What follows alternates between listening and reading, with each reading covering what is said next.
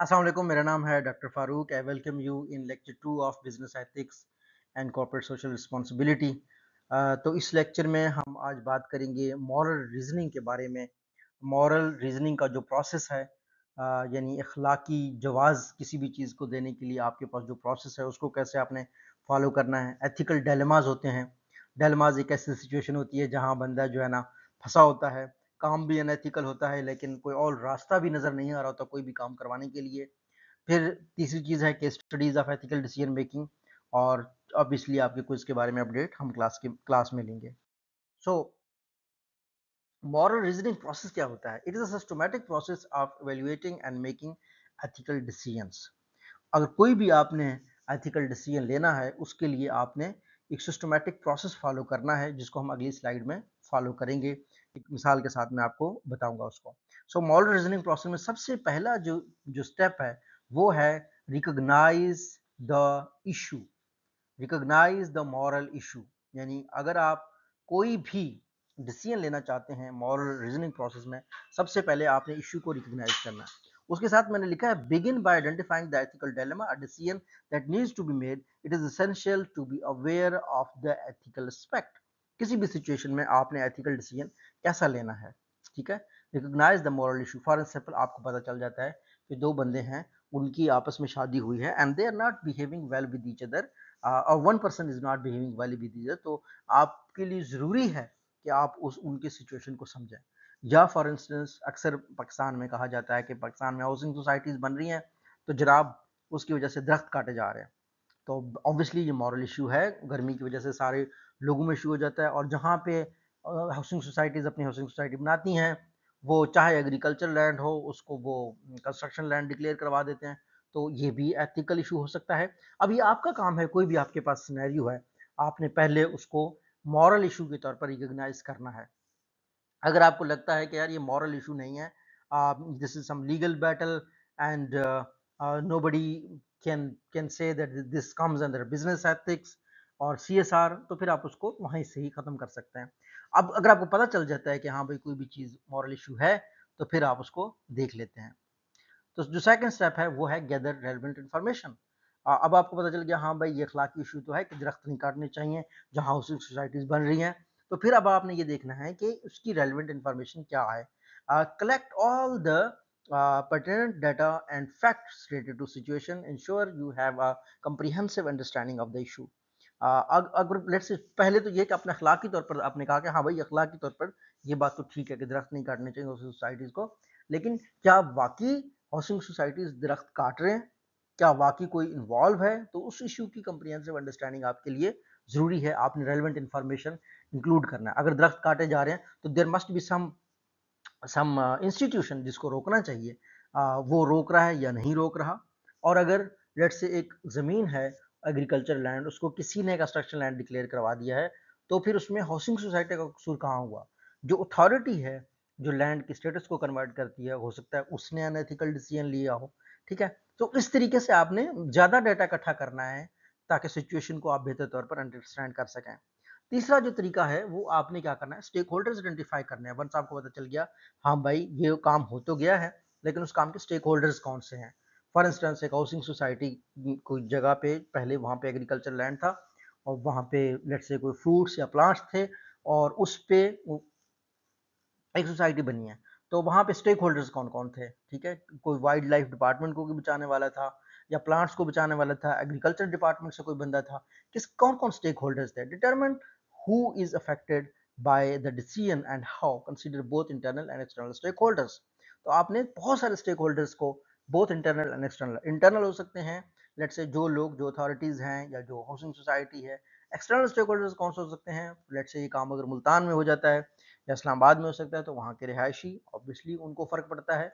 अगर टेम्परेचर गर्म होता है और जो दूसरे फॉर इंस्टेंस एनिमल्स हैं वो भी हो सकता है स्टेक होल्डर्स में आ जाएं।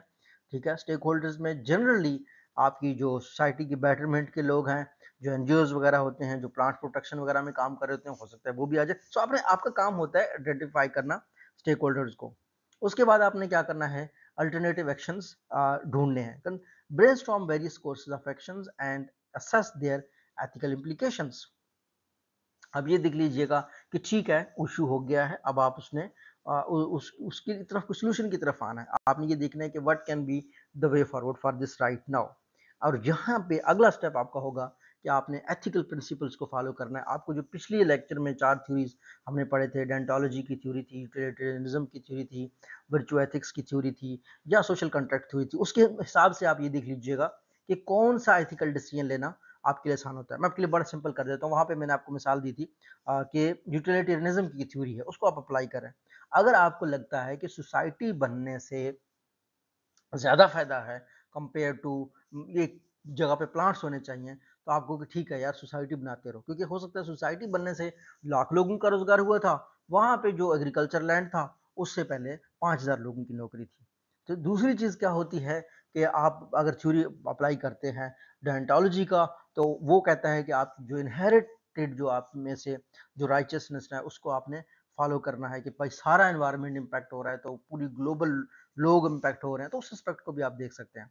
सो इस सिचुएशन में अगर आपको लगता है कि एक सिटी में लोग इम्पैक्ट कर रहे हैं, अगर आपके पास इस तरह का डाटा आ जाता है, इस तरह की आपके पास थ्योरी आपको यूटिलिटेरिज्म थ्योरी कहती है कि शायद सोसाइटी से सबका फायदा हो रहा है, तो वो एथिकल डिसीजन हो जाएगा उस थ्योरी के मुताबिक।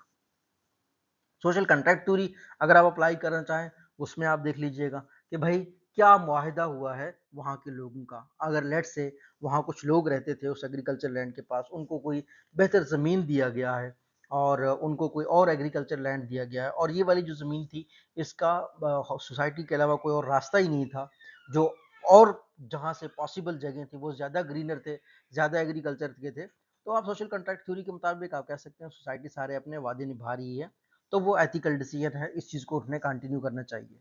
ठीक है, आखिर में आपने उस डिसीजन पे रिफ्लेक्ट करना है, आपने देखना है कि हाँ भाई, हमने जो डिसीजन लिया था वो कैसा जा रहा है। अगर हम सोसाइटी को अलाउ कर रहे हैं, अगर हमें लगा कि इस सोसाइटी को अलाउ करने से लाख लोगों को नौकरी मिलती है, तो क्या लाख लोगों को नौकरी मिली है? अगर मिली है तो ठीक है, आपका अच्छा एथिकल डिसीजन था। पूरा आप उस डिसीजन को दूसरी जगहों पे भी इम्प्लीमेंट कर सकते हैं। सो ये एक पर्टिकुलर सिनेरियो है जिसको आप बिजनेस में कहीं पे भी लगा सकते हैं। एथिकल dilemmas आपके लिए समझना बहुत ज़रूरी है। Ethical dilemmas are complex situations in which individuals must choose between conflicting moral principles or values. They often involve competing interest and no clear cut solutions. So ethical dilemmas ऐसी situation होती है जहाँ पे इंडिविजुअल्स को conflicting situation के बारे में सोचना होता है। For instance ethical dilemmas often teachers face करते हैं। जब अगर आप ही की क्लास में आपका बेटा पढ़ता हो, आपका कोई रिश्तेदार पढ़ता हो, तो आपकी एक एथिकल रिस्पॉन्सिबिलिटी है कि आपने सही मार्किंग करनी है, but at the same time आपको ये पता चलता है कि यार अगर मैं इसको जो है ना फेल कर देता हूँ तो फीस भी मुझे ही भरनी है, और ये बच्चा आगे नहीं जाएगा, तो ये तो अपनी फैमिली का बच्चा है। तो आपका क्या है, कन्फ्लिक्टिंग सिचुएशन है, एंड अगर आप उसको फेल करते हैं, ऑब्वियसली सोसाइटी आपको क्या कहेगी, आपका कोई रिलेटिव है, भाई है, बहन है, वो आपको क्या कहेगा। It's extremely tough situation. और जहाँ पे मैंने एक मिसाल दी है कि एम्प्लॉय विटनेसिंग बिजनेस के कंटेक्स्ट में unethical behaviour at workplace and deciding whether it to report it और नॉट। सो अगर आपको लगे कि भाई कोई बंदा अनएथिकल बिहेवियर कर रहा है, अगर आप रिपोर्ट करते हैं, तो वो जिसको आप रिपोर्ट कर रहे हैं वो बॉस के करीब हो, तो chances are you yourself lose your job. So ethical dilemma इस चीज को कहते हैं जहां आप कंफ्यूज हैं, आप अनएथिकल एक चीज होता हुआ देख रहे हैं, but you can not control it, you can not handle it. So मजीद एग्जांपल्स आप क्लास में देख लीजिएगा, आप पढ़ लीजिएगा। How ethical dilemmas in Pakistan are impacting you, how ethical dilemmas are impacting teachers, how ethical dilemmas are impacting universities and the professors and businesses। तो मुख्तलिफ स्टूडेंट्स के जहन में मुख्तलिफ आइडियाज़ होंगे जो कि हम डिस्कस करेंगे। ठीक है, so ethical studies, case studies in ethical decision making, ये बड़ा ज़रूरी है आप लोगों के लिए कि आप केस स्टडीज़ को पढ़ें। ख़ासतौर पर आप ऑनलाइन सर्च करें, आपके आसपास बिजनेसेस हैं उनमें आप सर्च करें। ऑब्वियसली जो केस स्टडीज़ होते हैं वो एक कंटेक्स्ट के डिपेंडेंट होते हैं, वो फर्दर हम क्लास में डिस्कस करेंगे। सो यही दूसरे लेक्चर का है, आपने एथिकल डायलेमास को समझना है और मॉरल रीजनिंग प्रोसेस को समझना है। अल्लाह हाफिज़।